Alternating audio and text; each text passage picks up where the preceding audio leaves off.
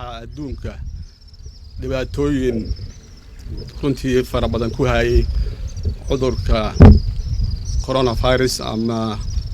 COVID-19 kaasoo runtii dad badan ay u geeriyoodeen boqolaal kun oo qofna ay cudurka dartiis maanta la xanuunsan yihiin oo la jiifaan waxaa kaloo ogtihiin in cudurkaani runtii uu hoos u dhac ballaaran ku sameeyey dhaqaalihii adduunka ganacsigana naafeeyey maadaama isku socodkii dadka iyo duulimaadadii iyo ganacsigii intuba ay joogsadeen haddaba runtii cudurkaani dalkeenu wuxuu ka mid yahay meelaha ama dalalka uu saameeyey dhaqaale ahaan iyo caafimaad ahaan iyo nolol ahaan intaba haddaba si looga hortago inay arrintaani saameyn aad u weyn ay ku yeelato shacabkeenna noloshiisa ayaa dowladda federaalka ee Soomaaliya waxay qaaday tallaabooyin ay ka mid yihiin kow in canshuur dhaaf gaarsiisan 100% loo sameeyo waxyaabaha quutu daruuriga ah ee dadku quutaan ama raashinka qaar ka mid ah halka cuntooyinka qaarkoodna loo sameeyey canshuur dhimis gaarsiisan 50%. dowladda Soomaaliya oo hogaaminayo madaxweyne Maxamed Cabdullaahi Farmaajo oo ra'iisul wasaare ka yahay mudane Xasan Cali Khayre runtii waxay dadaal weyn u gashay sidii shacabka Soomaaliyeed ay ula socon lahayd in maciishada ay ku heli karaan qiimo ay awoodaan waxaana dowladdu runtii ay shirar badan oo ra'iisul wasaaruhu uu hogaaminayay ay la yeelatay ganacsatada Soomaaliyeed iyadoo kala hadashay ganacsatada inaysan raashinka iyo waxyaabaha daruuriga ah ee laga maarmaanka u ah nolosha aysan ku qaadiyeen shacabka Soomaaliyeed mar haddii loo sameeyey canshuur dhaaf iyo canshuur dhimis intaba haddaba fariinta aan maanta halkan ka dirayno waxa weeye in ganacsatada Soomaaliyeed ay fahamto sababta loo sameeyey canshuur dhaafka inay tahay inay ayaguna u naxariistaan dadka iyo shacabka Soomaaliyeed oo maanta ku jira runtii marxalad adag oo fursadda la siiyey ee canshuur dhaafka ah aysan ka dhiganin mid ay macaash ay shacabka ka dhex raadiyaan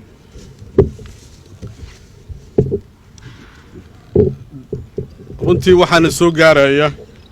warar horudhaca oo sheegaya in maciishada ay kor u kacday oo waxyaabaha quutul daruuriga ah ama laga maarmaanka ah intooda badan la kordhiyey taasoo runtii aan marna qiil loo heli karin dowladda Soomaaliya waxaa xilka saaran yahay inay ilaaliso nolosha shacabka Soomaaliyeed si dhowna ay runtii ula socoto inay bulshadu maciishadooda ay ku heli karaan qiimo ay awoodaan sidaas darteed dowladdu waxay si dhow ula socotaa ishana ay ku haysaa runtii ganacsatada iyo goobaha ganacsiga bulshada uga faa'iideysanaya marxaladan ama duruufahan adag oo ay ku jiraan oo sicirka ku qaaliyeynaya waxaana runtii dowladda oo xilka saaran yahay badqabka bulshada dhinaca cuntada iyo adeegyada kale ee laga maarmaanka u ah ay runtii ka qaadi doontaa tallaabooyin adag oo runtii sharciga waafaqsan sababta canshuur dhaafka loo sameeyana ma ahayn in shacabka Soomaaliyeed lagu qaaliyo cuntada iyo waxyaabaha laga maarmaanka u ah noloshooda waxay runtii ahayd inay ganacsatadu ay shacabka ay u naxariistaan qiimaha maciishaduna ay hoos loo dhigo. waxaan u soo noqonayaa ganacsatada Soomaaliyeed oo runtii aan dhihi karo weligoodba shacabka Soomaaliyeed ayaga ayay ku tiirsanayeen wax badanna way soo tareen marxalado badan oo shacabkan oo aad u adag oo shacabkaani u baahnaa caawimaaddoodana runtii shacabku waa kala soo dabaasheen wax badanna way tareen maantana waxaa lagu jiraa runtii xaalad ka adag kuwii hore oo waxaa loo baahan yahay inay shacabkooda ay u damqadaan oo ay hoos u dhigaan qiimaha raashinka maadaama iyo waxyaabaha laga maarmaanka u ah nolosha dadka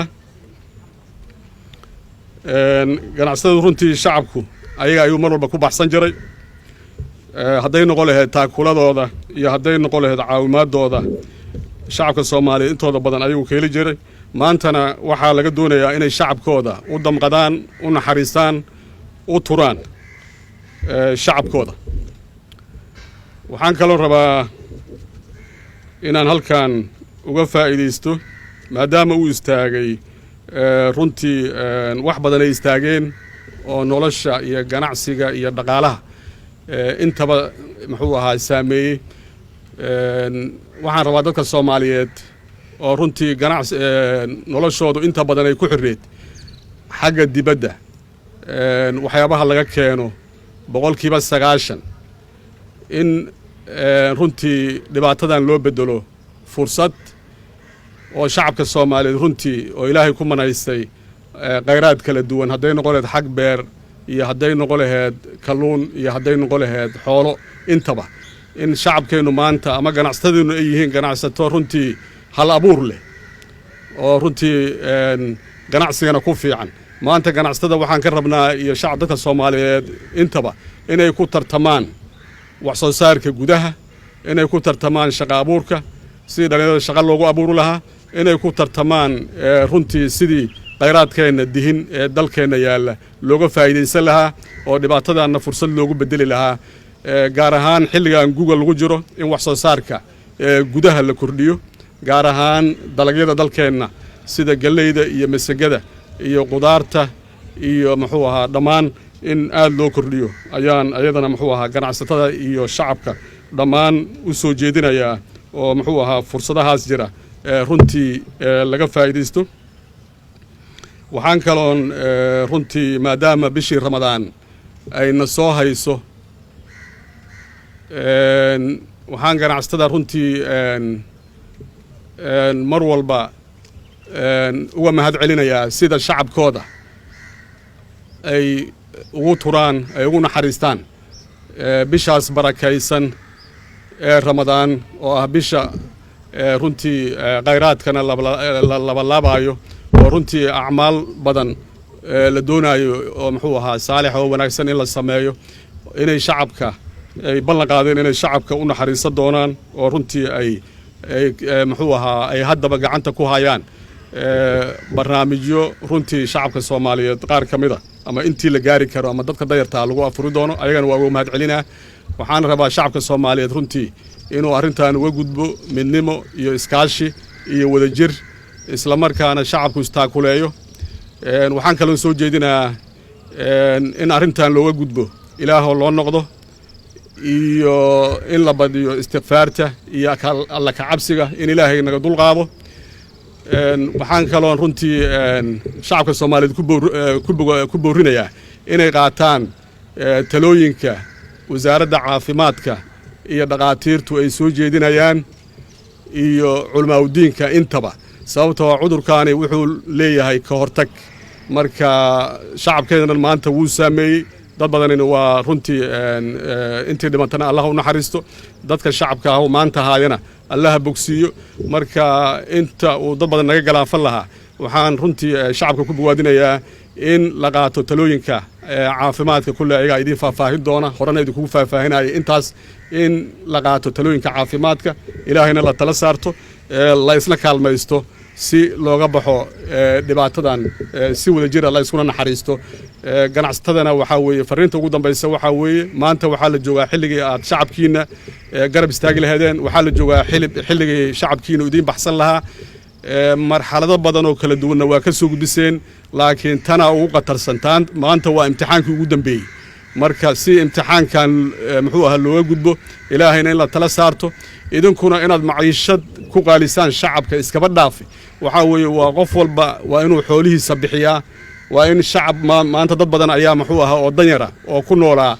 inay waxa ay maanta soo quutaan ay suuq ay tagaan ayaa shaqooyin ku waayey meherad badanaa xirmay runtii waxaan rabnaa marka shacabkeena unuga baxo inuu istaakuleeyo isku naxariisto runtii sadaqa badan la bixiyo ilaahayna la baryo wabillahi tawfiiq assalaamu calaykum waraxmatullahi wabarakaatu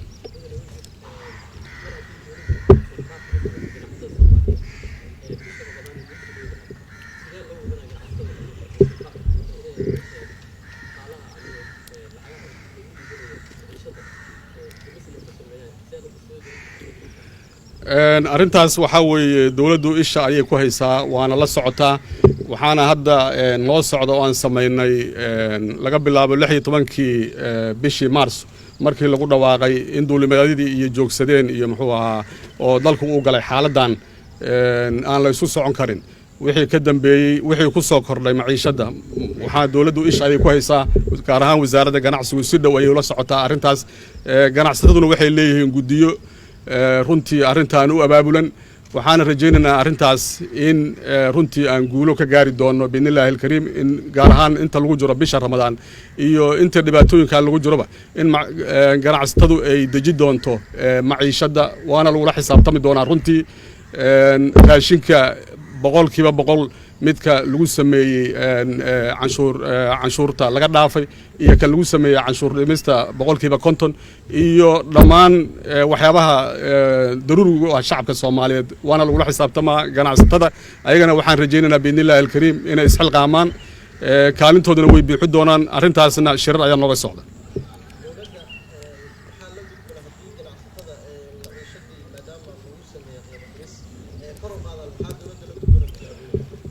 hadda dawladdu waxa weeye waxa la gudboontaas waan sheegayo waxa weeye ganacsatada isku mid ma ahan oo waa jiri karaan ganacsato runtii intooda badan waxaan u maleynayaa inay codsi ka yimid markii horeba ganacsatada ayuu ahaa arrinta in canshuur dhimis iyo canshuur dhaaf intaba loo sameeyo waxay ahayd arrin markii horeba ka timid dawladduna ay la qaadatay oo ra'iisul wasaaraha jamhuuriyadda federaalka mudane xasan cali khayre oo runtii dhageystay markii cabashada ka imaanaysa xagga ganacsatada iyo baahidooda marka mar haddii baahidoodii la daboolay iyo muxuu ahaa canshuur dhaafkina loo sameeyey waxaan rajaynayaa dhankooda ayaguna inay ka fuli doonaan hadda ganacsatadii runtii si bareera arrimahaas u baalmarana kulley sharciga ayaa qaban doona wixii ku habboon oo sharciga ayaa arrintaas muxuu ahaa ayaa dawladdu ka qaadan doontaa